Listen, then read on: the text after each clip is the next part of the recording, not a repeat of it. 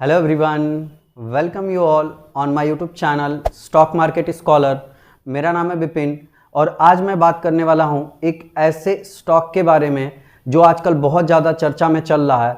इस स्टॉक की अगर 52 वीक हाई की हम बात करें तो वो 16 रुपीज़ है और 52 वीक लो की हम बात करें तो वो 10 रुपये का लो बनाया हुआ है और करेंटली ये 12 रुपये पे ट्रेड कर रहा है। तो कहीं ना कहीं अपने 52 वीक लो के आसपास ट्रेड कर रहा है।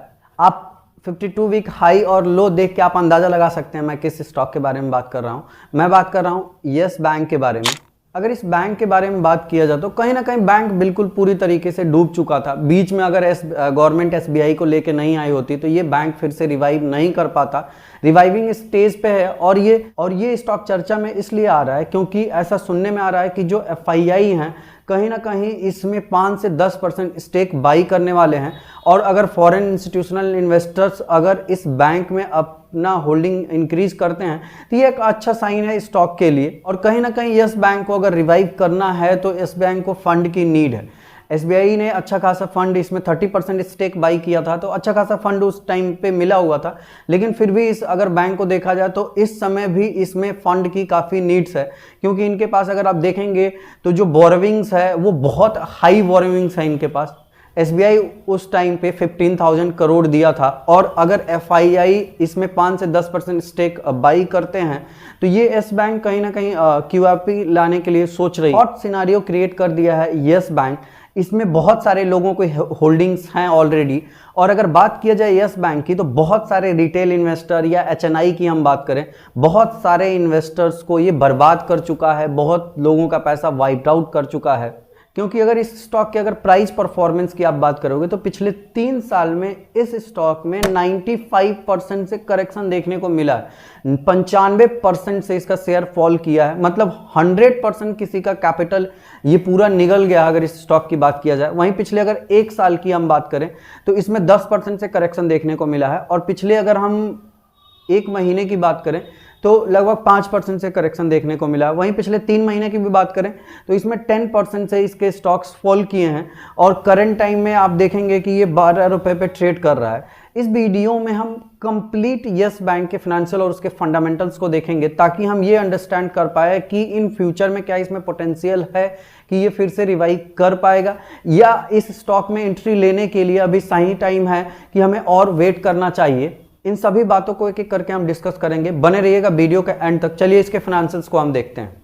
अगर यस बैंक के मार्केट कैप की हम बात करें तो वो 31,370 करोड़ रुपए है। If you are talking about the revenue of Yes Bank, आप 17 से 19 तक देखोगे इसका रेवेन्यू एक तरीके से अप ट्रेंड में था, लेकिन 19 से 21 में आप देखोगे तो इसका रेवेन्यू डाउन ट्रेंड में है और लास्ट ईयर ये 20,039 करोड़ के आसपास रेवेन्यू जनरेट किया है, तो इसकी रेवेन्यू डिक्लाइनिंग फेज में है। और अगर इसके नेट लॉस की हम बात करें तो 3,489 करोड़ रुपए का लॉस है, जो आप देख सकते हैं कि पिछले 2021 के कंपैरिजन 2021 से अगर करें तो इस बैंक ने अपने लॉस में एनुअल बेसिस पे कहीं ना कहीं मिनिमाइज किया है। इसका लॉस बहुत ज़्यादा था, उस लॉस में कमी देखने को मिली है लास्ट ईयर में। अगर इसके ईपीएस की हम बात करें, अर्निंग पर शेयर की, तो वो माइनस में है। वहीं अगर बुक वैल्यू पर शेयर की हम बात करें तो वो 13 रुपये एक पॉजिटिव में है और एक डिक्लाइनिंग फेज में है, डाउन ट्रेंड में इसका बुक वैल्यू पर शेयर। और अगर इसके आरओई को देखोगे तो वो भी नेगेटिव दे रखा है, लेकिन एक अच्छा पॉइंट है कि इसके एनआईएम को अगर देखोगे, नेट इंटरेस्ट मार्जिन, तो वो कहीं ना कहीं 3% के आसपास अपने आप को मेंटेन करके रखा है ये बैंक।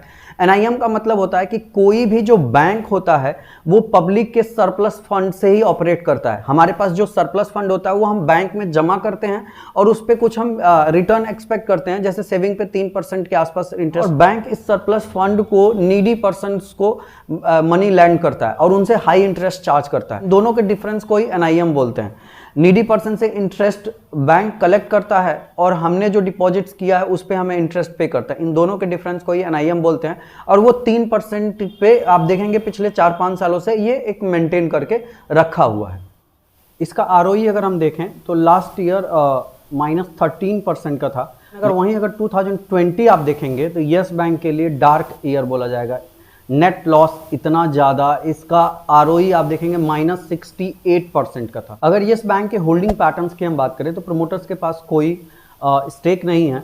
और लास्ट रिसेंटली आप देखोगे तो पब्लिक ने इसमें अपनी होल्डिंग इंक्रीज की है। चलिए अब हम बात कर लेते हैं यस बैंक के क्वार्टर रिजल्ट्स की। तो अगर आप दिसंबर क्वार्टर को देखोगे और in comparison to the September quarter, तो यस बैंक का रेवेन्यू आप देखेंगे तो एक तरीके से पॉजिटिव अप ट्रेंड में है। और वहीं अगर इसके नेट प्रॉफिट की हम बात करें तो ये एक अच्छा पॉइंट है कि दिसंबर क्वार्टर में यस बैंक ने नेट प्रॉफिट जनरेट किया है। लेकिन वहीं अगर एनुअल बेसिस पे हम देखें तो यस बैंक के रेवेन्यू फॉल किया है और नेट लॉस जो है इसका एक तरीके से मिनिमाइज हुआ है। मतलब 2020 के कंपैरिजन में इसकी लॉस जो है वो कम बुक किया है यस बैंक ने। एक पॉजिटिव पॉइंट को हम देखें तो इसका नेट कैश फ्लो अगर आप देखेंगे तो पॉजिटिव है। इसके अलावा अगर इस स्टॉक में पॉजिटिव पॉइंट आप ढूंढने चलोगे तो आपको नहीं मिलेगा, नेगेटिव पॉइंट आप ढूंढोगे तो आप इसके हर फाइनेंशियल इंडिकेटर को आप देख सकते हो, क्योंकि इसका अगर आरओई आप देखोगे तो नेगेटिव है। Sales growth, compounded sales growth आप देखोगे तो पिछले कई सालों से इसका लगातार सेल्स ग्रोथ इसका डिक्लाइनिंग फेज पे है। यस बैंक के पास कंटिजेंट लायबिलिटी लगभग 4 लाख करोड़ रुपए के आसपास है। और बोरोविंग्स भी आप देखोगे तो एनुअली अगर 20 के कंपैरिजन में 21 में भी देखोगे तो बोरोविंग इसकी बढ़ी हुई है। तो अगर ओवरऑल कंक्लूजन को हम देखें तो रिटेल इन्वेस्टर इस स्टॉक से जितना दूर रहें उतना बेहतर होगा। अगर ये स्टॉक रिवाइव करती है, मतलब फंड रेजिंग इसका सक्सेसफुल जाता है, एफआईआई 5 से 10% स्टेक अगर बाई करते हैं, तब जाके कहीं ना कहीं इसमें पॉजिटिव मूवमेंट देखने को मिलेगा। इस स्टॉक ने बहुत सारे रिटेल और एचएनआई इन्वेस्टर्स को लगभग बर्बाद कर दिया है। तो अगर इस स्टॉक में देखा जाए तो कहीं ना कहीं फंड रेजिंग के मामले में क्यूआईपी लेके आती है तो ये एक अच्छा पॉइंट होगा, तब जाके इस स्टॉक में अपनी बाइंग बढ़ा सकते हैं। लेकिन अभी के लिए इस स्टॉक से जितना दूर रहें उतना बेहतर होगा। Thank you for watching this video. Video अच्छा लगा तो वीडियो को लाइक करें, शेयर करें, सब्सक्राइब करें।